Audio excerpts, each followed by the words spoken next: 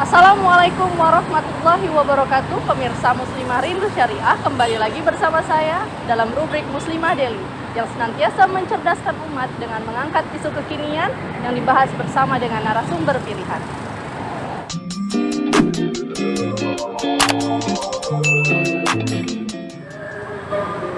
Pemirsa, telah digelar Forum International Women 20 yang diselenggarakan di Danau Toba pada tanggal 19 sampai dengan 21 Juli 2022, dihadiri oleh Menteri Perlindungan dan Pemberdayaan Anak serta Menteri Perekonomian dan Ekonomi Kreatif. Dihadiri pula oleh 15 delegasi perempuan dari berbagai negara yang dihadiri langsung dan juga dihadiri oleh 5 delegasi yang mengikuti secara virtual. Ada 5 fokus prioritas yang dirumuskan dalam komunike W20 Presidensi Indonesia, yaitu prioritas pertama berkaitan dengan non-diskriminasi dan kesetaraan, antara lain berbicara mengenai penghapusan undang-undang, kebijakan, sistem, dan layanan yang diskriminatif yang menghambat perempuan dan anak di semua pengembangan sektor, termasuk pendidikan, pekerjaan, kewirausahaan, kesehatan, teknologi, energi, serta dalam kehidupan pribadi, publik, dan politik. Prioritas kedua mengenai UMKM yang dimiliki dan dipimpin oleh perempuan. Prioritas ketiga mengangkat respon kesehatan dan mengutamakan kesetaraan gender. Prioritas keempat mengenai perempuan pedesaan, dan prioritas kelima berbicara mengenai perempuan penyandang disabilitas.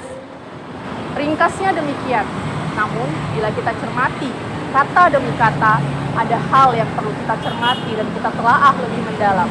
Apa keberbahayaan yang perlu kita ketahui? Kita akan bahas bersama dengan narasumber kita nanti.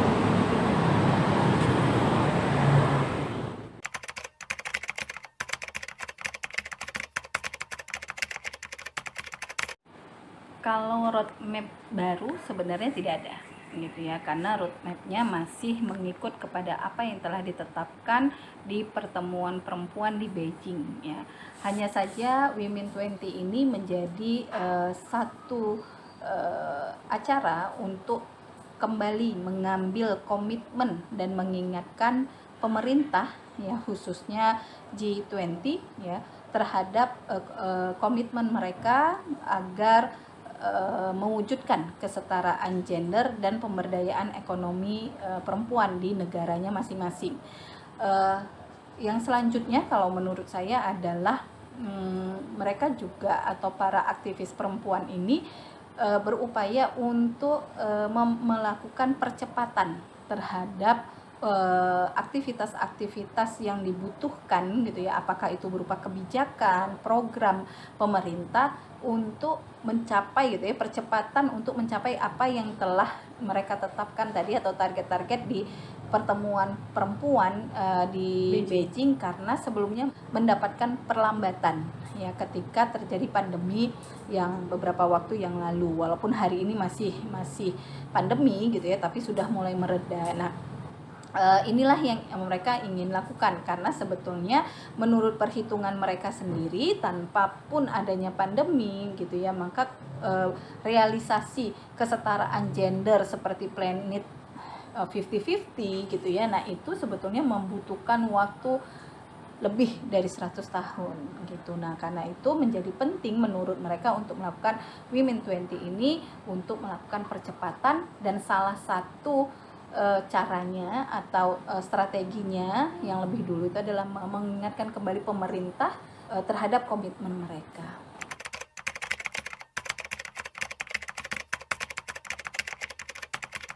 Ya. Logika pemberdayaan ekonomi perempuan atau perempuan harus bekerja, gitu ya, ini kan dibangun dari logika, ya, atau pembacaan fakta oleh para aktivis perempuan dunia bahwa perempuan itu mengalami kemiskinan, ya, mengalami kekerasan karena dia, ya, rentan mengalami kekerasan karena dia tidak mandiri secara ekonomi, kan begitu ya, sehingga akhirnya harus ada pemberdayaan ekonomi perempuan. Perempuan harus bekerja, perempuan harus bisa menghasilkan secara ekonomi agar mereka tidak rentan lagi tadi, ya, mendapatkan kekerasan, gitu ya. Ya. Nah, untuk selanjutnya kita lihat bahwa para kapitalis, ya, khususnya negara-negara barat ya, diwakililah kalau menurut saya ucapan ya atau lisan dari Hillary Clinton ya. Dia mengatakan, saya itu kalau melihat perempuan diam di rumah itu seperti melihat uang tidak terpakai di atas meja, kan begitu ya, di atas laci meja gitu ya. Nah, sehingga menurut mereka ya segala sesuatunya tuh harus produktif gitu ya, uang harus produktif. Nah, termasuklah manusia, termasuklah perempuan. Produktivitas disamaartikan dengan uang. Iya, gitu ya. Setiap orang itu harus melakukan aktivitas produksi ya. Nah, maka negara gitu ya akan kaya kalau tingkat produksi itu tinggi. Nah, salah satunya yang melakukan aktivitas produksi itu menurut mereka harus melibatkan perempuan. Nah, apakah apakah perempuan yang sejahtera dengan pemberdayaan ekonomi perempuan? Kalau kita lihat sebenarnya tidak sejahtera sekali gitu ya. Justru yang sejahtera kan adalah perusahaan-perusahaan tempat mereka bekerja gitu ya. Tapi kalau perempuannya ya sebatas apa yang dia dapatkan dari upahnya itu saja gitu ya. Nah, terus apakah negara juga menjadi kaya? Ya kembali lagi, hitungan kekayaan negara itu kan dihitung atau diseragamkan gitu ya, dihitung secara akumulatif, secara rata-rata. Kesannya sih seperti negara kaya, tapi apakah kekayaan negara itu mensejahterakan rakyat? Ini kan kalau kita lihat belum tidak bisa gitu menjawab ya. Ya, seperti misalnya tadi ya, kalau di sini dikatakan bahwa misalnya partisipasi kerja perempuan Kamboja juga Vietnam itu terbilang tinggi, namun tidak berbanding lurus dengan keadaan masyarakat yang tidak kunjung sejahtera. Atau mungkin kalau kita bawa ke negara kita gitu ya, Nias itu tingkat partisipasi kerja perempuannya juga termasuk yang tinggi, bahkan tertinggi kalau di Sumatera Utara. Tapi beberapa waktu yang lalu dikatakan bahwa Nias itu adalah termasuk daerah yang ekstrem miskin di Sumatera Utara. Nah, ini kan berarti kalau kita lihat tidak ada korelasinya antara partisipasi kerja perempuan dengan tingkat kesejahteraan daerah itu ataupun masyarakat setempat.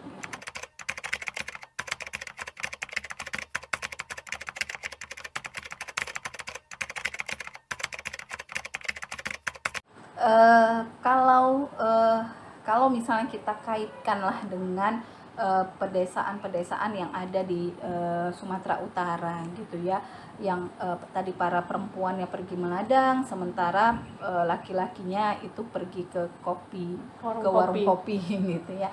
Nah, karena kalau kita lihat ada yang menarik gitu ya di situ, di daerah-daerah ini, karena memang penghidupan sebetulnya ya, penghidupan di daerah-daerah itu adalah dari hutan. Ya, kalau misalnya kita ambillah Danau Toba ya, kawasan Danau Toba, tempat di mana Women 20 itu diselenggarakan. Kehidupan mereka itu dari hutan apa? Hutan Haminjon atau hutan kemenyan. Yang itu komoditi dunia, komoditi ekspor gitu. Yang dia memang tahunan tapi harganya luar biasa. Nah, sehingga bapak-bapak itu memang dia datang ke hutan mengambil ya.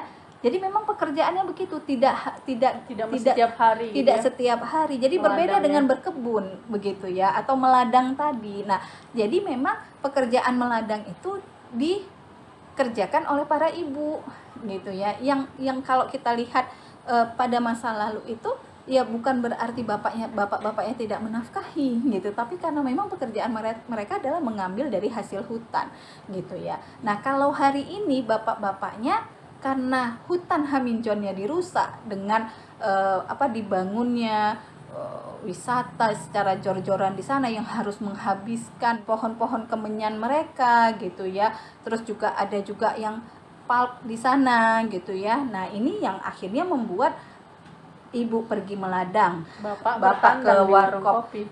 Ya, itu kesannya seperti kemalasan, padahal sebetulnya tidak.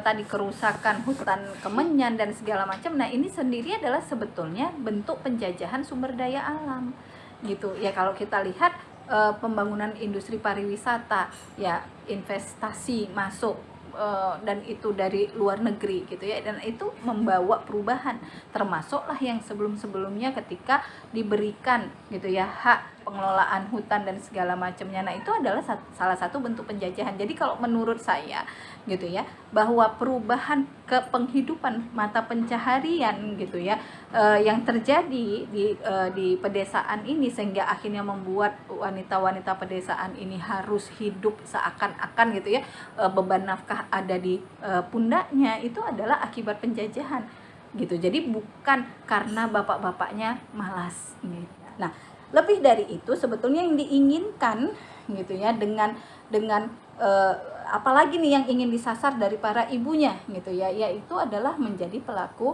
UMKM gitu ya. Nah, jadi kalau saya sih ngelihat fenomena tadi yang ibunya pergi meladang, suaminya di warkop ya, kalau pada masa lalu itu bukan berarti kemalasan. Kalau hari ini iya. Kenapa? Karena memang hutan kemenyannya dirusak.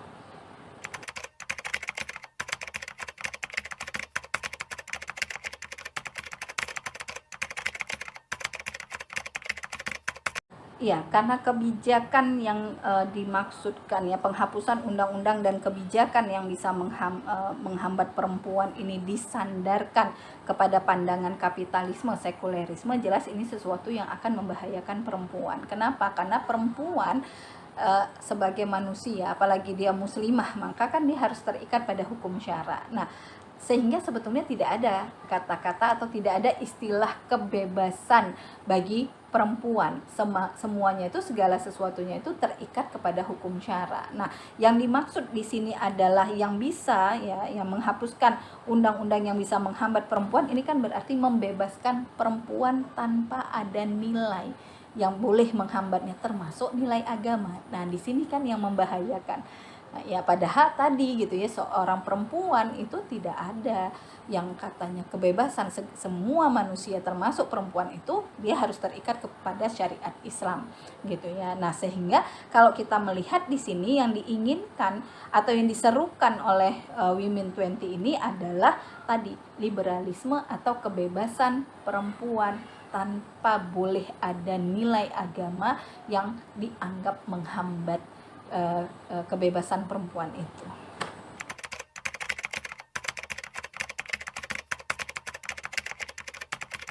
Yang pertama jelas gitu ya, bahwa seremonial yang seperti ini muncul ini adalah sebagai alat penjajahan ya bagi seluruh dunia ya, termasuk Indonesia, sehingga seremoni-seremoni yang mengatasnamakan perempuan ini sebetulnya ya arahnya sebetulnya adalah menjajah perempuan, meliberalkan perempuan, mensekulerkan perempuan Indonesia gitu ya. Itu yang pertama. Yang kedua adalah kalau yang diinginkan oleh para aktivis perempuan ini adalah kesejahteraan bagi perempuan, maka seharusnya yang mereka perjuangkan itu adalah khilafah.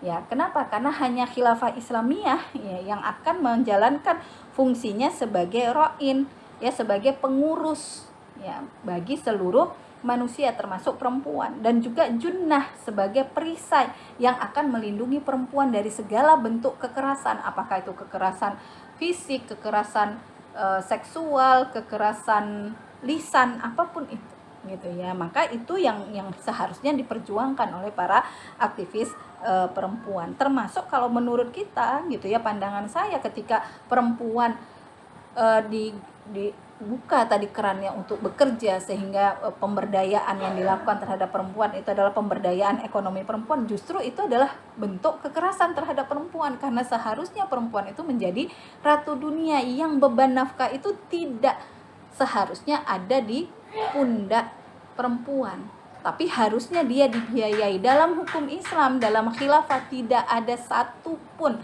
kondisi yang mengharuskan perempuan untuk mencari nafkah, tidak ada. Sepanjang khilafah tegak, sepanjang syariat Islam yang diterapkan, maka perempuan itu harus dinafkahi meskipun dia memiliki potensi keilmuan ya atau keahlian tertentu. Jadi kalaupun dia bekerjanya bukan untuk semata-mata materi, yang itu menafkahi dirinya, bukan, tapi ya memang untuk membaktikan dirinya, keilmuannya kepada masyarakat demi kemaslahatan umat.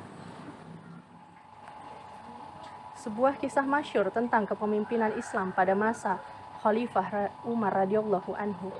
Setiap anak pun bahkan sudah dijamin kebutuhannya sejak mereka lahir. Para ibu menyambut dengan penuh sukacita kebijakan ini demi untuk meringankan beban rumah tangga. Nah, bila pemimpin hadir untuk rakyatnya, perlukah eksploitasi atas nama aktualisasi? Lelah fisik juga psikis, inikah sebenarnya yang diingini? Nantikan Muslimah Daily episode selanjutnya. Jangan lupa like, komen, dan subscribe.